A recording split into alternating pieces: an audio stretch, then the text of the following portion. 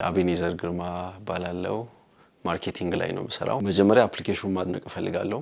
በጣም ዩዘር ፍሬንድሊ ነው፣ ኢዚ አክሰሲብል ነው፣ ኢዚሊ ማንም ሰው መጠቀም የሚችለው አፕ ነውና እሱን ተረድቻለሁ። እሱ በጣም ገፋፋኝ። ኢዚሊ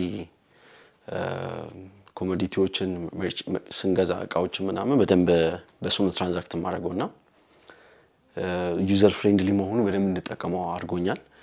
ከዛ ፖይንቶችን ደግሞ አሁን ላይ የመጣው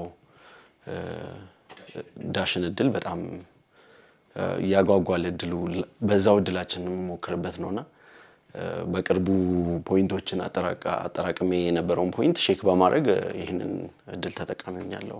እኔ 15000 ብር ነው ይወጣልኝ በዳሽን እድል። ጧት ላይ ነው እንደተነሳው ለምን አልሞክረውም ብዬ ሼክ አደረኩኝ። 15000 ቱ ቢ ኦነስት በጣም ዩዘር ፍሬንድሊ ነው። ኢዚሊ ታይም ቴክ አያደርግም።